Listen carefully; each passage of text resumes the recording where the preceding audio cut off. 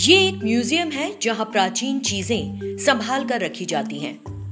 निहारिका और गोपाल इन पर रिसर्च करने के लिए उस म्यूजियम में काम कर रहे थे। निहारिका एक बहुत ही समझदार और स्मार्ट लड़की थी। कुछ काम तो वो गोपाल से पहले खत्म कर लेती थी। एक दिन म्यूजियम डायरेक्टर मिस्टर शंकर ने निहारिका को फोन किया।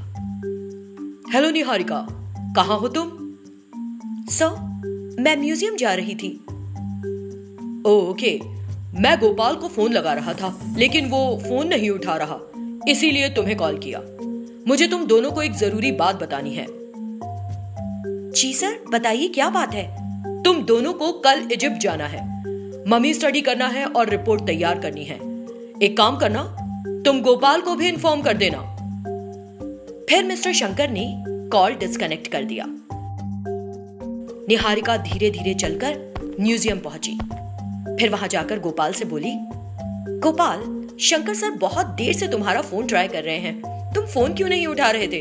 ओ, मेरा फोन साइलेंट मोड पर था और मैंने काफी देर से चेक भी नहीं किया। अब किस लिए फोन कर रहे थे?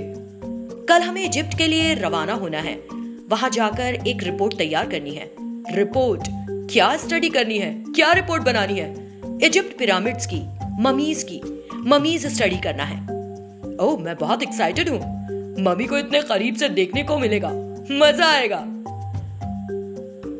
अगले दिन निहारिका और गोपाल इजिप्ट के लिए रवाना हो गए। दोनों पिरामिड्स देखना चाहते थे। उन्होंने उस जगह का पता किया और एक पिरामिड के अंदर गए। अंदर बहुत अंधेरा था। जब दोनों पिरामिड्स अंदर से देख रहे थे तो उन्हें एक कॉफिन दिखा। गोपाल ने निहारिका से कहा, वाह निहारिका, कितना गजब का है। इस कॉफिन में मम्मी होगी निहारिका। चलो इसे एक बार खोलकर देखते हैं। नहीं गोपाल, देखो, किसी और कॉफिन पर ताला नहीं लगा है, लेकिन इस पर लॉक लगा हुआ है। जबरदस्ती का पंगा मत लो। इसे खोलना हम दोनों के लिए खतरनाक हो सकता है। ओ कम ऑन निहारिका, तुम मेरे बारे में अच्छी तरह जानती हो ना। अब अगर मैंने इसे खोलकर नहीं देखा तो मुझे रात भर नींद नहीं आएगी। ठीक है, तुम्हारी मर्जी। अगर कुछ गड़बड़ हुई तो तुम अकेले जिम्मेदार होगे। मुझे लगता है कि इस कॉफिन का कुछ राज है, इसे मत खोलो। ओह, अब तो मैं नहीं रुक सकता। खतरा है या राज, ये तो खोलने पर ही पता चलेगा। फिर गोपाल ने उस कॉफिन को खोलने की कोशिश की। तुम ना। निहारिका वहां से चली गई और अपनी रिपोर्ट बनाने लगी। तभी अचानक गोपाल के चीखने की आवाज आई। निहारिका उस ओर भाग कर गई। उसने वहां गोपाल को मरा हुआ पाया। कॉफिन से निकलकर एक मम्मी ने गोपाल की हत्या कर दी और गायब हो गई। निहारिका समझ नहीं पाई कि आखिर गोपाल की मौत हुई कैसे। गोपाल की लाश को देखकर वो बहुत घबरा गई और भागने लगी। अचानक एक मम्मी उसके सामने आ गई। निहारिका डर गई। वो उससे बचने के लिए फौरन वहां से भागी और एक कोने में छिप गई। फिर उसने तुरंत म्यूजियम डायरेक्टर को फोन किया।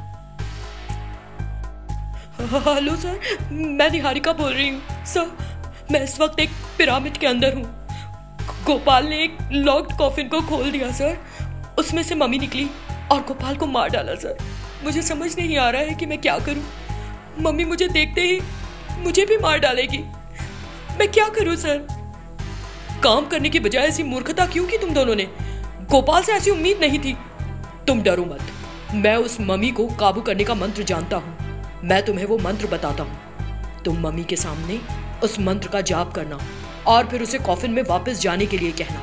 वो तुम्हारे काबू में आ जाएगी, समझी? डायरेक्टर ने निहारिका को जल्दी से वो मंत्र बताया। निहारिका ने मंत्र सुनकर अच्छे से याद कर लिया। तभी वो खूनी मम्मी सामने आ गई और निहारिका को घूरने लगी। तुरंत निहारिका ने मंत्र का जाप शुरू कर दिया। मंत्र की शक्ति से वो मम्मी निहारिका के काबू में आ गई।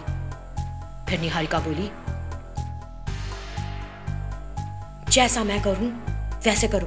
तुम उस कॉफिन में वापस जाओ फौरन। निहारिका के ऐसा कहते ही मम्मी कॉफिन में चली गई। निहारिका ने उस कॉफिन को जल्दी से ढककर उस पर फिर से ताला लगा दिया और फिर जल्दी से उस पिरामिड से बाहर भागी।